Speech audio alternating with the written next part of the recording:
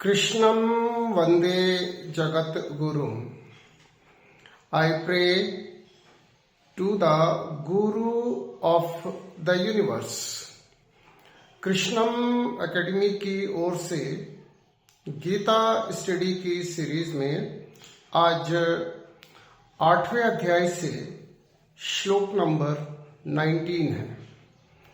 श्लोक है भूत ग्रामः स एव अयम भूत्वा भूत्वा प्रलीयते। रात्रि आगमे अवश्य पार्थ प्रभवती अह आगमे। Multitudes of being take rebirth with the advent of Brahma's day and are reabsorbed on the arrival of the cosmic night to manifest again automatically on the advent of the next cosmic day. Brahma के दिन के आरंभ में असंख्य जीव जन्म लेते हैं, व्यक्त होते हैं और ब्रह्मांडीय रात्रि के आगमन पर अव्यक्त हो जाते हैं और हम ये कह सकते हैं कि उनकी जीवन लीला समाप्त हो जाती है।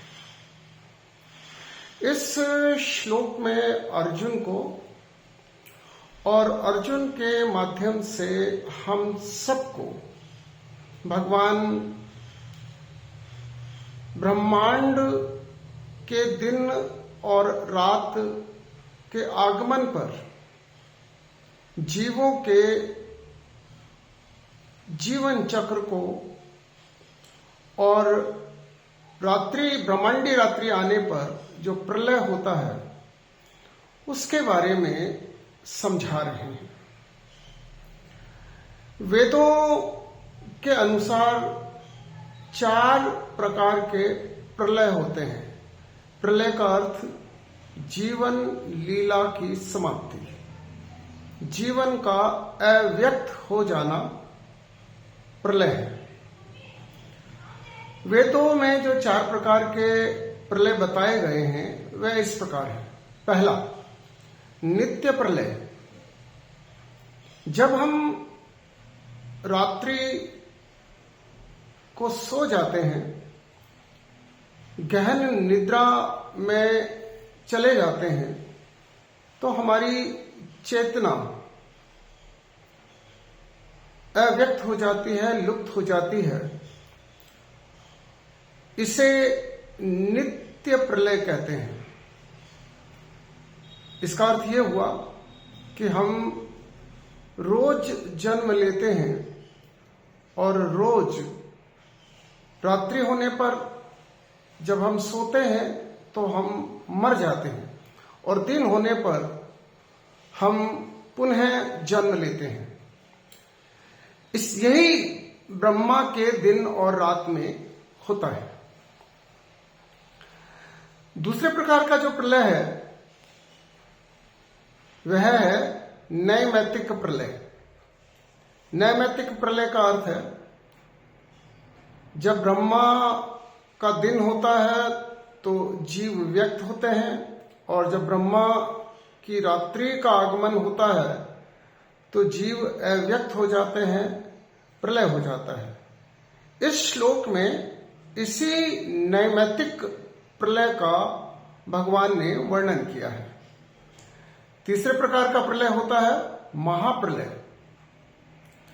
महाप्रलय का मतलब जब ब्रह्मा का जीवन काल समाप्त हो जाता है, ब्रह्मा का दिन और ब्रह्मा की रात्रि का चक्र पूरा हो जाता है, तो सभी असंख्य जीव भगवान विष्णु के उदर में समा जाते हैं, अव्यक्त हो जाते हैं। चौथे प्रकार का प्रलय है आत्यंतिक प्रलय। आत्यंतिक प्रलय अर्थात जीवन का जब हम सर्वोच्च लक्ष्य प्राप्त कर लेते हैं, परमपिता कृष्ण को प्राप्त कर लेते हैं, अपने परमेश्वर को प्राप्त कर लेते हैं, और जब हम परमेश्वर में समा जाते हैं तो फिर हमारा पुनः जन्म नहीं होता है। और ये टोटल प्रलय जिसको कह सकते हैं, आत्यंतिक प्रलय है, जिसमें हमें पुनः जन्म नहीं लेना पड़ता है। तो 4 प्रकार के प्रलय हो गए: नित्य प्रलय, नैमित्तिक प्रलय, महाप्रलय और आत्यंतिक प्रलय। हमारे जीवन का सर्वोच्च लक्ष्य है कि हम आत्यंतिक प्रलय को प्राप्त करें। बाकी जो 3 प्रलय है उसमें जन्म मरण का चक्र अर्थात माया का बंधन रहता है। हमारे जीवन का लक्ष्य है माया से मुक्ति और कृष्ण से युक्ति। हम इस बात को समझें कि हमें ये जो मानव जीवन मिला है उसमें हम अपनी आत्मा के कल्याण के बारे में सोचें।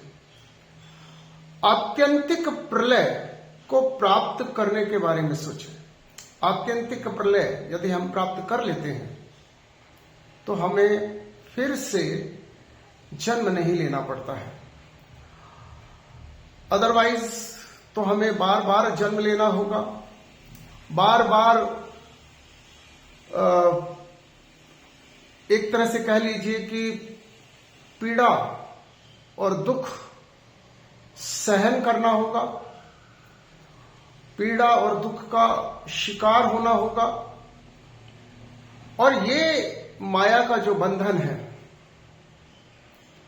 जब तक हम इससे मुक्त नहीं होते, हम अपने जीवन का सर्वोच्च लक्ष्य आत्यंतिक प्रलय परमात्मा में समा जाना प्राप्त नहीं कर सकते। और अब हम परमात्मा को कैसे प्राप्त कर सकते हैं,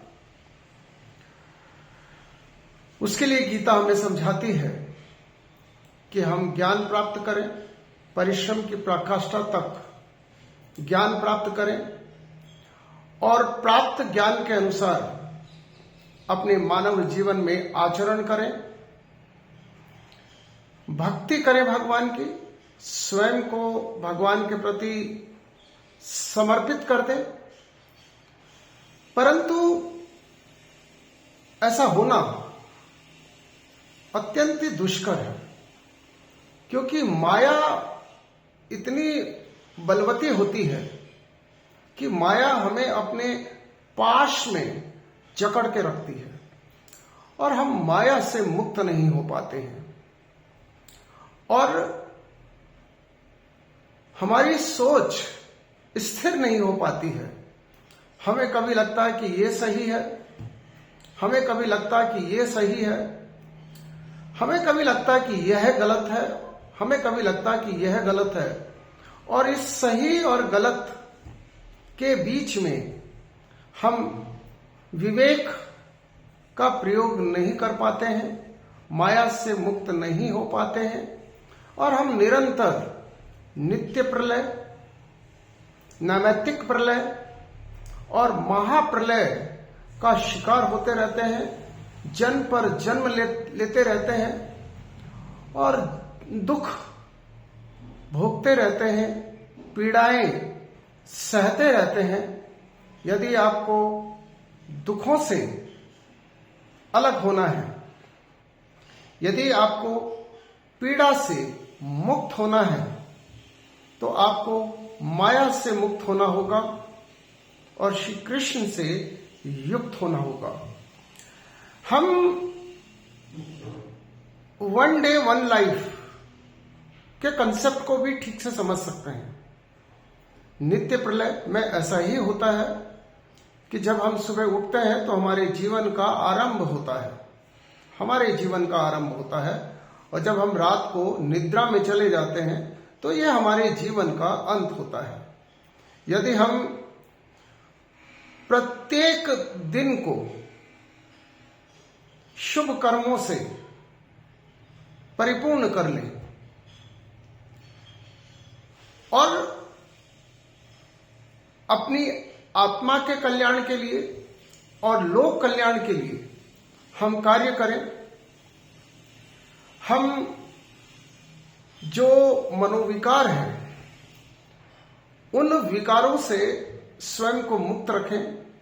काम, क्रोध, मद, लोभ, अहंकार, ईर्ष्या, ये जो 8 प्रकार के मनोविकार भगवान ने गीता में बताए हैं, यदि हम इन विकारों के शिकार ना बने